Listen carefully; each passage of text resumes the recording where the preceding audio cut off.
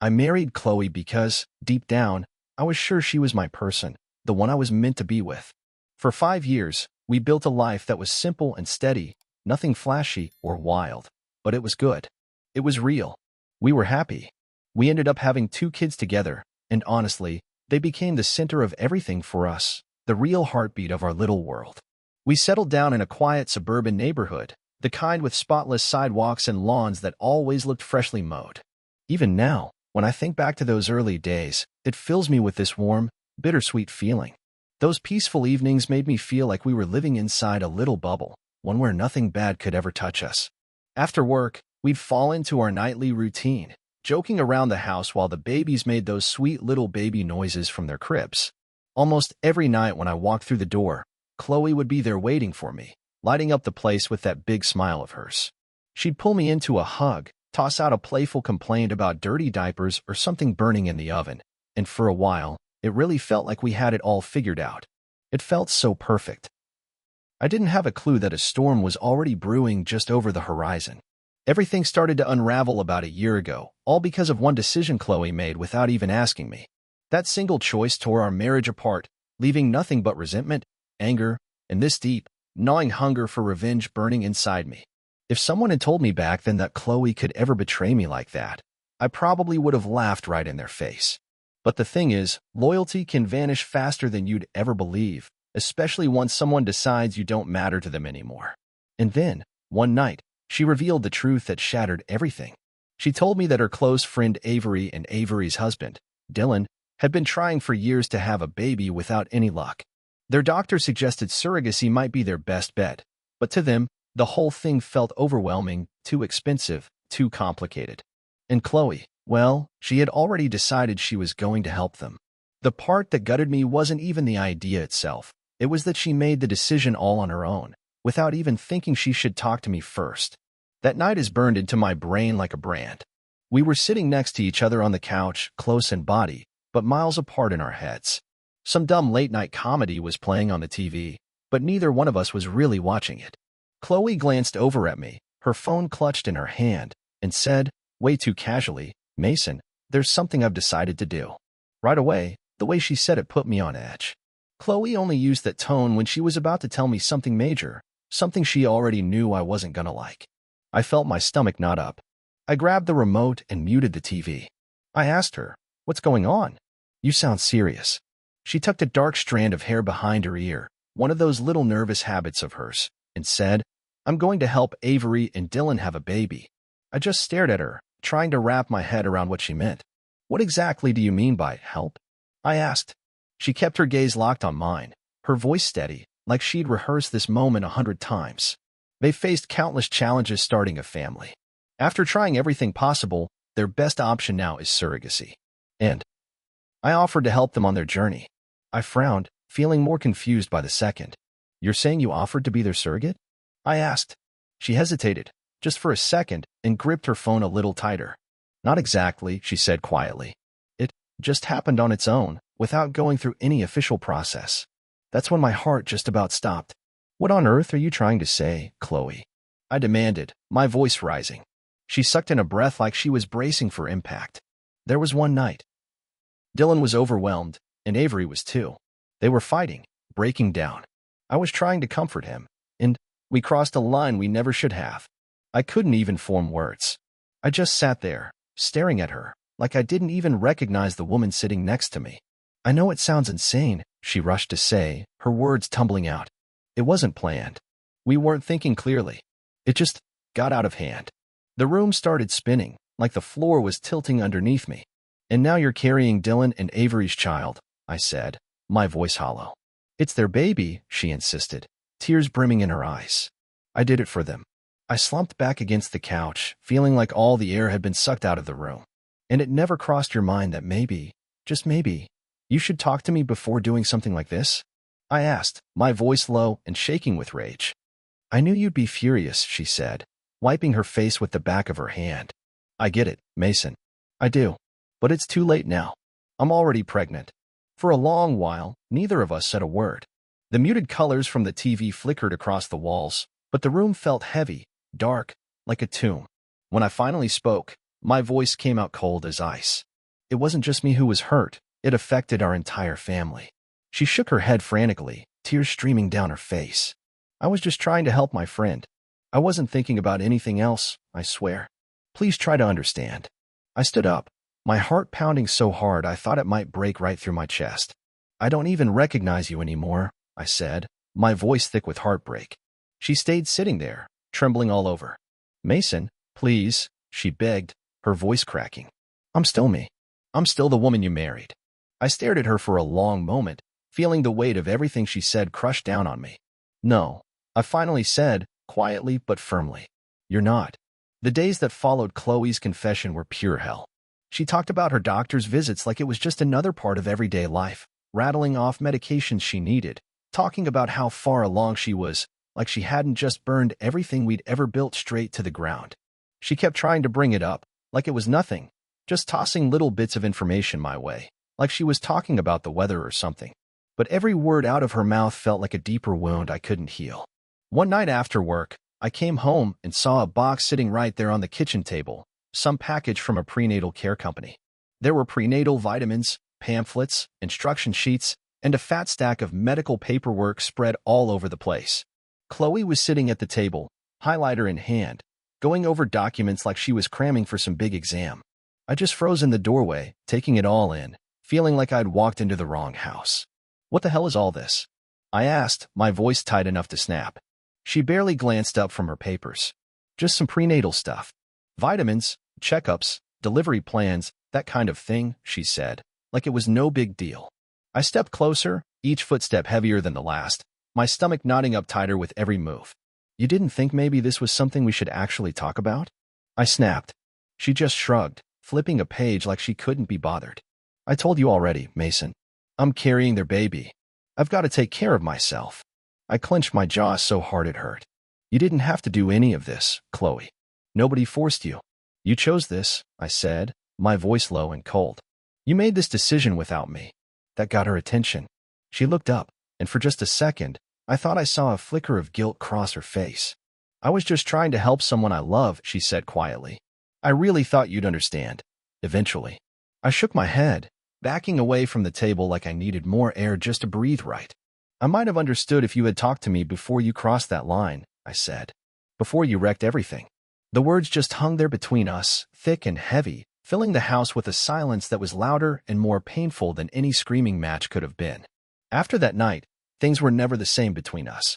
We turned into strangers sharing the same address, keeping up appearances for the kids, but living with this wall of ice between us that neither one of us could break through.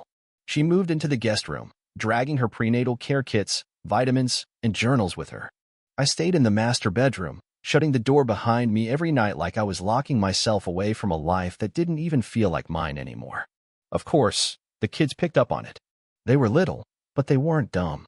They started asking why Mom wasn't sitting with us at dinner anymore, why she spent so much time lying down, why she was always going to doctor appointments. I tried to keep my answers simple as I could without shattering their little hearts.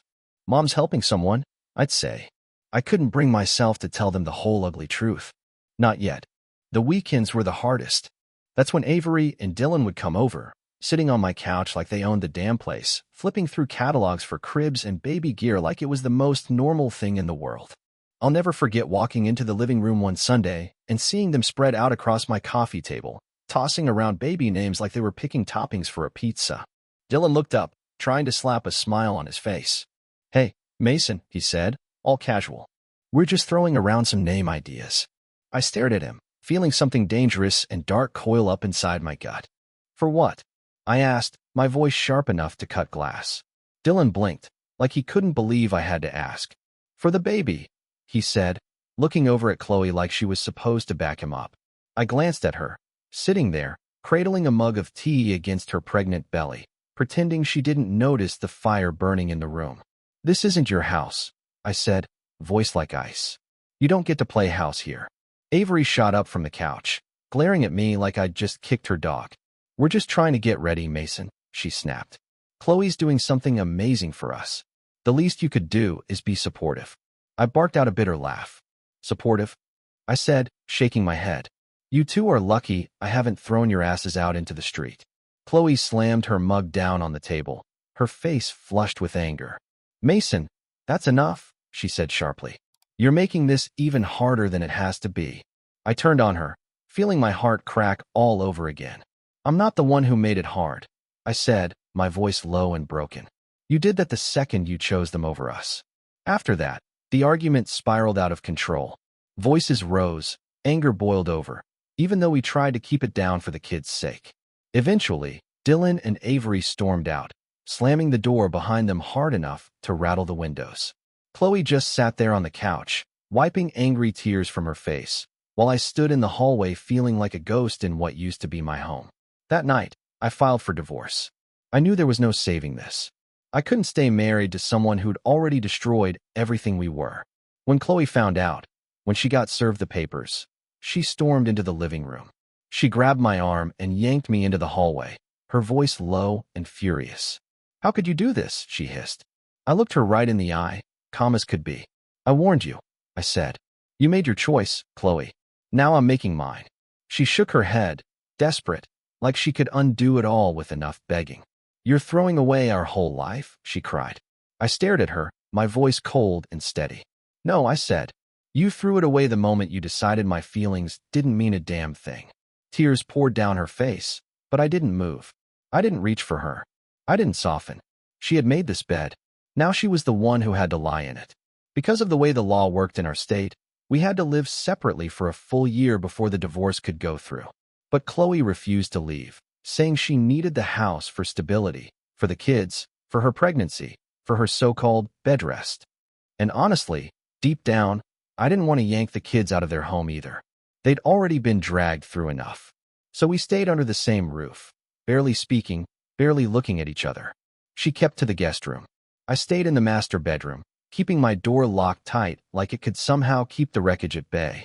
The kids bounced between us, trying to make sense of it all, while the whole house sat heavy with tension, like even the walls were holding their breath, just waiting for everything to finally snap.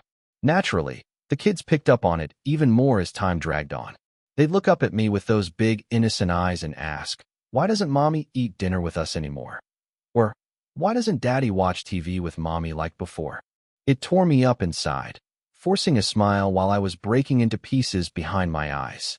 One Sunday, while the kids were out in the yard kicking a ball around, Avery and Dylan showed up again, uninvited, flipping through a catalog full of baby strollers, right there in the middle of my living room. They acted like they owned the place, like they had some God-given right to be there. I walked in from the kitchen, and the second I saw them, a wave of anger surged through me. Dylan stood up awkwardly, rubbing the back of his neck like some nervous teenager. "Hey man," he said, offering this weak little grin. "We're just trying to get ready for the baby. Chloe thought it'd be smart to keep a few things here too, just in case." I didn't move an inch. I just stared at him. "Why?" I asked, my voice cold enough to freeze the air between us. "The baby's not staying here." Chloe shifted in her seat, one hand resting protectively over her growing belly, like she could shield herself from the moment. "It's just while I'm pregnant, Mason," she said, trying hard to sound calm. "Some days I'm too tired or sick to drive back and forth. It just makes sense to have some things here." I clenched my fists so tight my nails bit into my palms. "No," I said sharply. "What makes sense is keeping this circus somewhere else. This is our home, not your personal daycare center." Dylan tried to laugh it off, but it came out shaky. "Come on, man. It's not like we're moving in or anything." I shot him a glare that could have dropped a man twice his size. "Could have fooled me," I said. "You're here enough." Avery snapped then, crossing her arms and shooting daggers at me with her eyes. "You're being completely unreasonable," she said, her voice sharp enough to cut glass. "Chloe is doing something amazing for us. She's giving us a family. The least you could do is show a little gratitude." And just like that, the match hit the powder keg. "Gratitude," I repeated, my voice dropping dangerously low. "You think I should be grateful after everything between Chloe and Dylan turned our world upside down?" The room went dead still. Even Chloe flinched like she'd been slapped. Avery's face flushed bright red, trembling with anger. "That's not what happened," she said, her voice tight with rage. I laughed short, bitter, and mean. "No? Then why don't you explain it to me?" I said. "From where I'm standing, it feels like loyalty was traded away in the name of kindness." Dylan shifted on his feet, throwing Chloe a panicked look like he wanted to be anywhere but there. Chloe pushed herself off the couch, her hands shaking. Mason, she said in a soft, pleading voice, you're making this harder than it has to be. I shook my head slowly, feeling like I was drowning in all the hurt she'd caused. No, Chloe.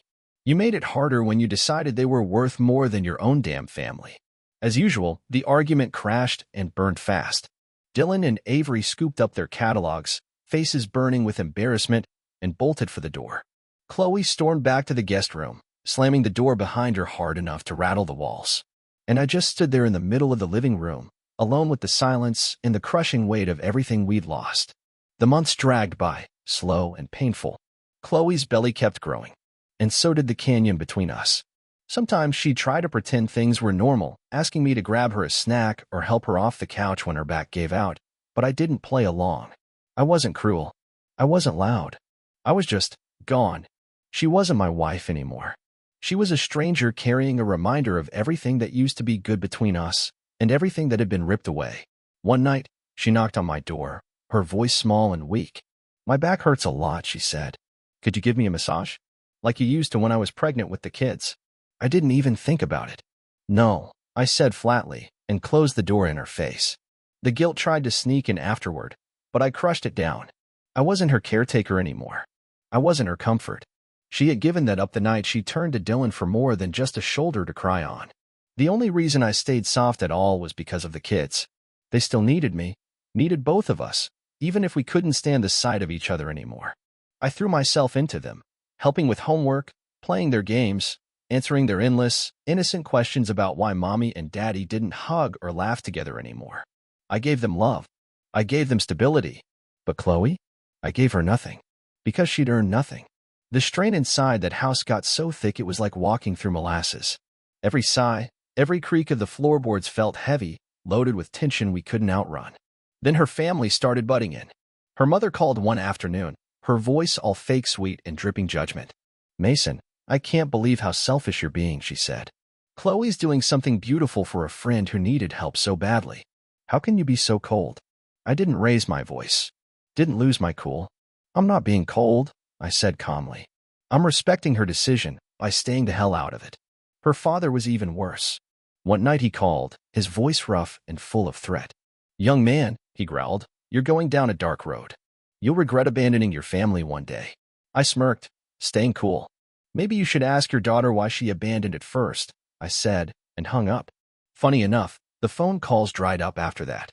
But the worst night, the one I'll never forget, came later. Chloe came stumbling in from the store, arms full of heavy grocery bags, her belly sticking out under her sweatshirt. She was struggling bad, her face pale with exhaustion. One bag slipped from her hands, crashing to the floor with a loud thud. She called out, her voice strained and desperate. Mason, please help me. My back's killing me. I stepped out into the hallway and just watched her wrestle with the mess. A can rolled across the floor and banged off the wall. I crossed my arms, cold as ice. Maybe you should reach out to Dylan or Avery. They seem to be part of your world now. Her face crumpled, tears filling her eyes. I just spent 4 hours at the hospital, she cried out. I'm exhausted. I shrugged. Not my problem, I said simply. She struggled to drag the bags into the kitchen by herself, bruising her arm on the doorframe along the way. I didn't move a muscle to help. When she finally dropped everything on the table, she turned around, shaking and crying. You can't keep punishing me like this, she said, her voice breaking apart. I raised an eyebrow, calm and cold. I'm not punishing you, I said. I'm just not rescuing you. Her hand gripped her belly as she leaned against the counter, too exhausted and broken to argue anymore. You'll regret being so heartless when this is all over, she whispered, voice cracking. I gave a dark little chuckle. I doubt it, I said. The house fell into a silence so heavy it almost screamed. Toward the end of her pregnancy, Chloe's health really started to slide. She was tired all the time, her body wrecked by stress and the loneliness she'd chosen.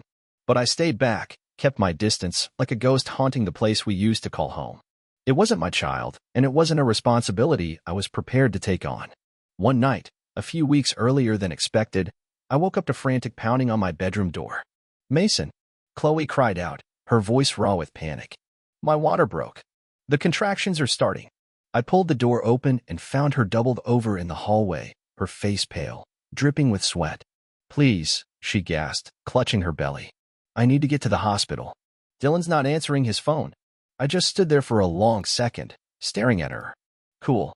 Detached. Numb. Call an ambulance, I said, my voice flat as a board.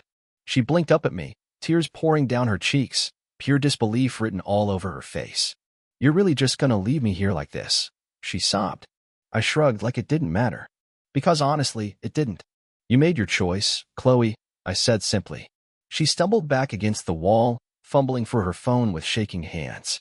I heard her voice trembling as she gave her address to 911. 15 minutes later, flashing red and blue lights lit up the street. Paramedics rushed through the door, carefully helping her onto a stretcher. I stood there at the window, watching them load her into the back of the ambulance. And you know what I felt? Nothing. No guilt. No sadness. No second-guessing. Just the cold, steady feeling of a man who had finally run out of anything left to give. The next morning, my phone wouldn't stop buzzing. Call after call, voicemail after voicemail, Chloe's parents screaming into the receiver about what a monster I was. I didn't listen to a single one. I just deleted them all and moved on with my day. Chloe had made her decisions. Now she could live with them. She stayed in the hospital for several days after the birth. The little boy had come early but was hanging in there, stable.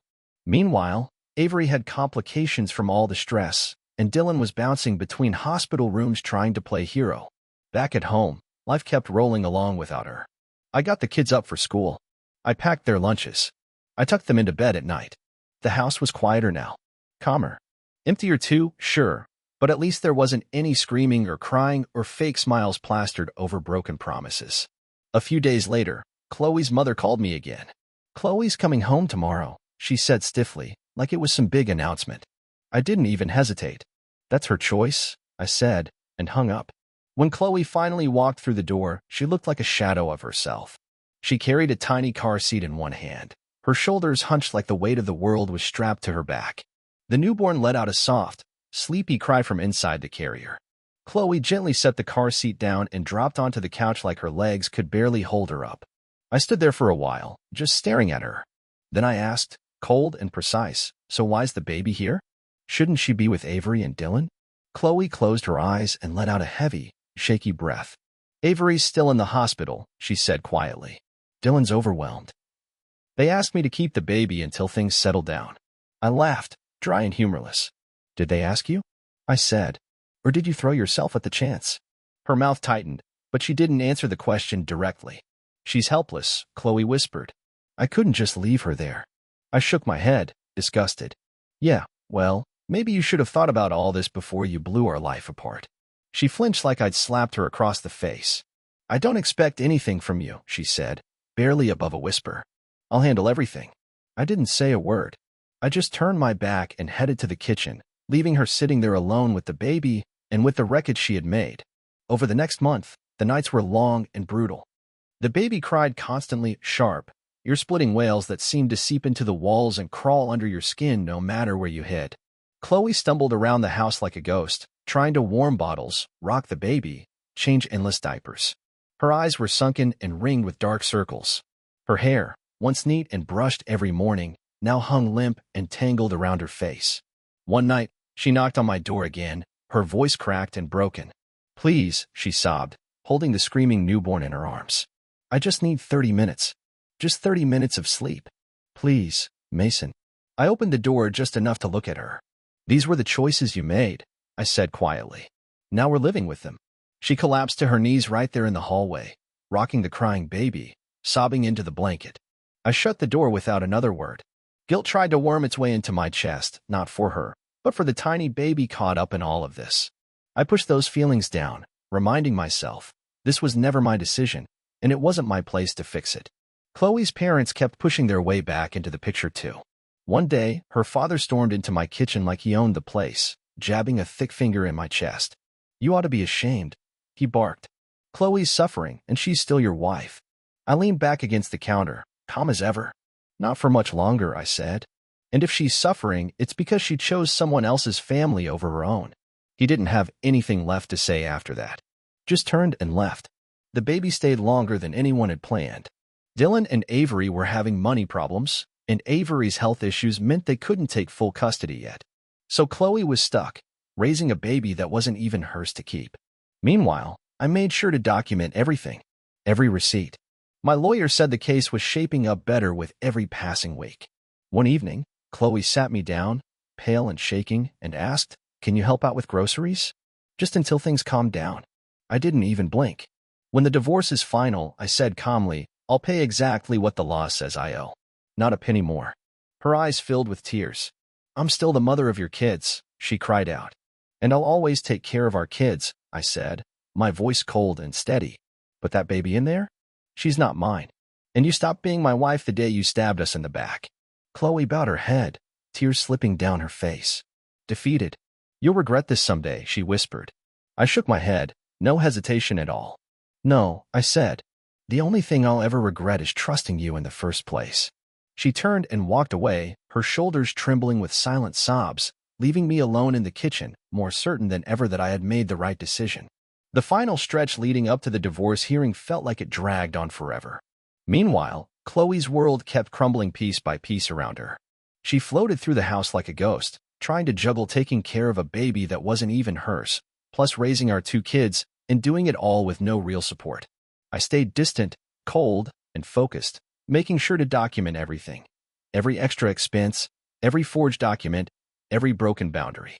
I was ready for the day we'd face it all in court. When the court date finally arrived, Chloe looked wrecked, pale, hollow-eyed, as she sat across from me with her lawyer at her side. Dylan and Avery were perched nervously behind her, guilt practically written across their faces. Chloe's lawyer tried to spin a sad little story, tried to paint me as this cold-hearted husband who abandoned his poor, pregnant wife. But my lawyer? He stayed calm, steady, just laid it all out for the judge without drama. Chloe had made the so-called surrogacy decision without my consent. She had spent marital funds behind my back. She had put her friend's family above her own. The judge, a woman who didn't miss a single thing, listened carefully. And when she finally spoke, her voice was crisp and final. She ruled that since the baby wasn't biologically mine, and since Chloe had acted without my agreement, I had zero financial or parental responsibility for the child. She denied Chloe's request for spousal support, citing the misuse of our shared assets. And in the final blow, the judge awarded me primary custody of our 2 kids. Chloe would only get supervised visitation until she could prove she had stable housing and steady income. As the verdict came down, Chloe crumpled in her seat, covering her face with her hands, her body shaking with silent sobs. I didn't flinch. I didn't look away. This was the price of her choices, and she was finally the one paying it. Afterward, in the courthouse hallway, she rushed up to me, her voice broken and raw. "Mason," she whispered, "I never meant for it to get this bad. I was trying to help Avery. I thought it was the right thing." I looked at her, this woman I had once loved so fiercely, and all I felt was a cold, sad kind of emptiness. "You didn't just betray me," I said quietly. "You betrayed our whole family." Tears spilled from her eyes. "I still love you," she said desperately. "I know I messed up. I see it now. Please, maybe someday you'll forgive me." I shook my head slowly, feeling no doubt at all. "Some mistakes," I said, "can't be undone." Just then, Avery tried to step in, resting her hand lightly on my arm like that would change anything. "Mason," she said softly, "Chloe didn't mean to hurt you. She did it out of love."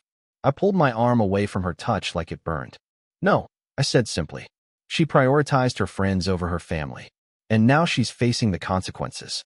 I left them standing there in that sterile courthouse hallway, swallowed up by their own regret, while I stepped outside into the bright sun, free. Freedom never tasted so damn good. In the months that followed, Chloe moved back in with her parents. The baby, Dylan and Avery's daughter, eventually went to live with them full-time once Avery's health started getting better. But it wasn't exactly the fairy tale they dreamed about.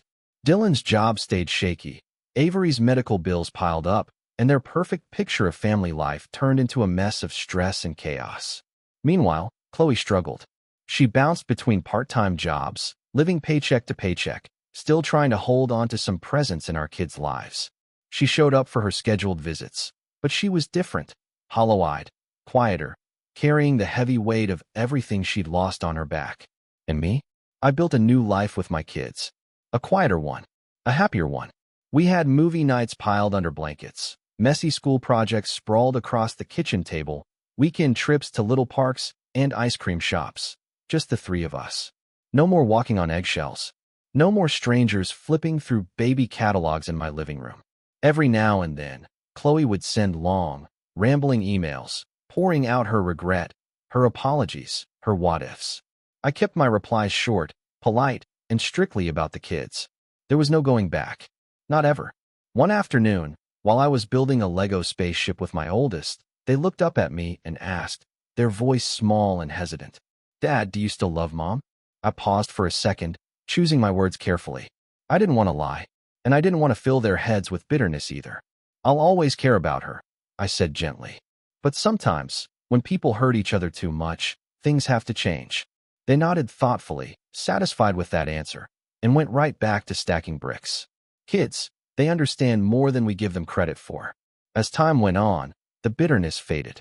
But the lesson stuck with me, clear and sharp.